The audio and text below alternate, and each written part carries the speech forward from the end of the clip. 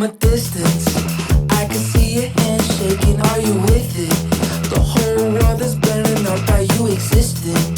You know your life could change, baby, in an instant. So watch your back. Peace out, all the conversations. Can you feel me? Can you hear me? Coming for you. Watch out, watch out.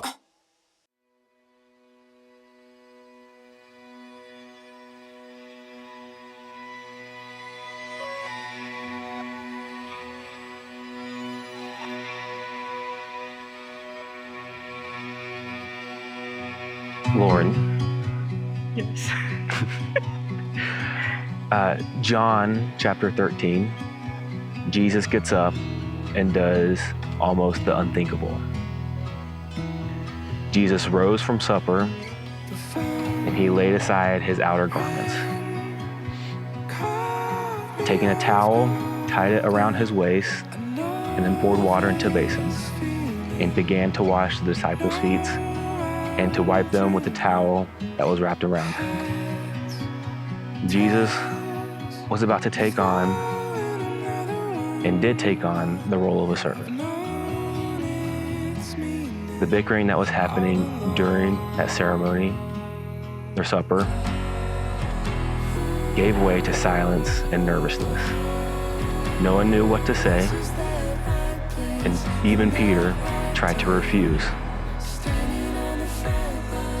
He feigned heroism and humility by trying to refuse this action. And so I, Joe, your future husband, am going to give myself and be a servant to you, our future family, whatever that holds. You and me, honey, against the world. You're making me cry. I thought we weren't gonna cry yet. Don't worry. Joe, let us never forget how we met and who brought us together. Our love for others, our faith, and a willingness to serve has always been our strongest bond. One that I hope that we never lose. While our dedication to our patients and our community is what unifies us, we have to remember that serving each other and our God above all else comes first.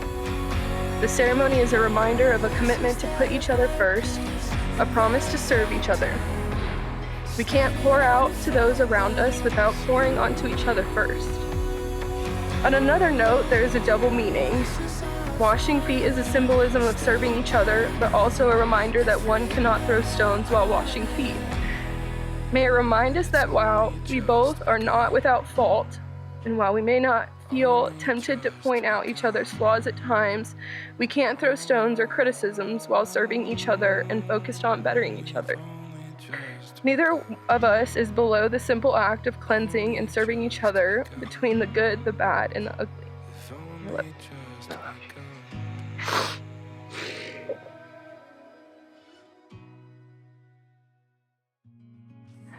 Joe, I love you. Obviously.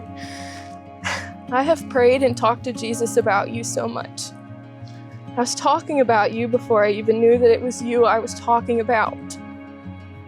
You have been my rock, my grace, my leader, my best friend, and above all, my teammate. You have always been in my corner. From our first official date at church, God was leading us to this very moment. I've never been one to believe in coincidence, and us walking into church that Sunday to a brand new series called Extraordinary Relationships, ER for short, seemed a little too much like fate for both of us. I always thought people were crazy who said, well, when you know, you know. I thought surely there is more to it than that. I now know that they were right. My mom asked if I saw a future with you or saw my life with you. I realized it wasn't that I saw a future with you. It was that I couldn't imagine a future or my life without you in it. That's when I realized when you know, you know. and my heart has never truly known a peace as simple as your love. I wrote a book. Today I am Mary, the reason for my smile, the protector of my heart, and the love of my life. You are the kindest, most gentle love my heart has ever known, and for that I am forever grateful. You have given me the world while also protecting me from it.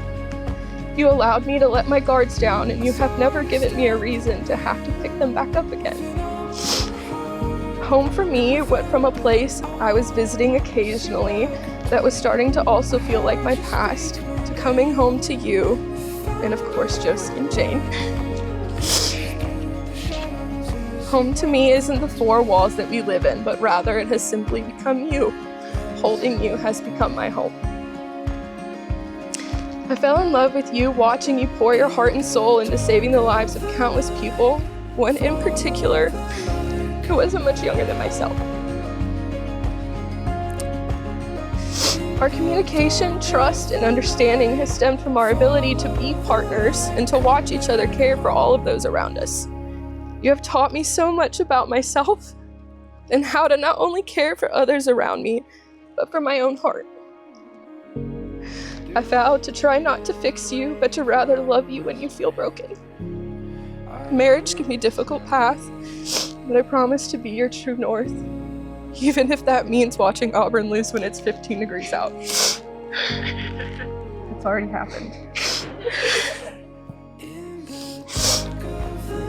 Promise to find you again in every lifetime, except next time I hope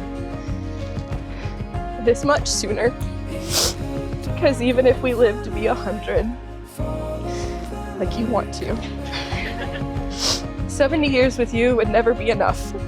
I never knew my heart could love the way that you have taught me to. I love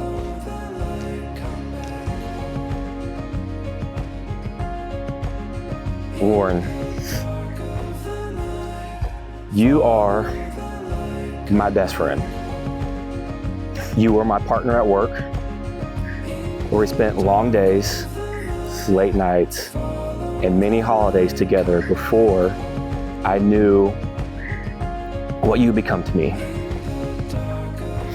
I love how you care for the vulnerable, whether it's our own patients who have few to advocate for them, or Mr. and Mrs. Gecko, who you try to get pictures of late at night, but get a little scared when that moth comes and lands on you. I love how I have become the person you need to help calm you down after that traumatic event. I can keep going on about these small things.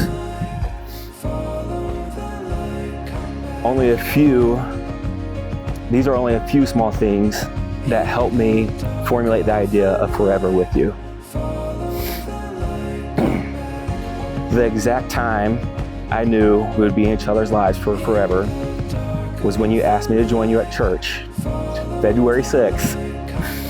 They had just started the new series called Extraordinary Relationships, ER. I vow to always be your rock. I vow to always protect you from harm, to stand with you against your troubles, to always take care of you in sickness and in health, and make you peppermint tea at night. I pledge to give myself to you and only you. I vow that you will be my first thought waking up and my last thought going to sleep. I vow to grow old with you, loving you faithfully and unconditionally through easy and difficult times throughout our future. I love you. Loren and Joe, you have expressed your love to one another through the commitment and promises you have just made. It is with great joy that I now pronounce you husband and wife. Joe, you may kiss your bride.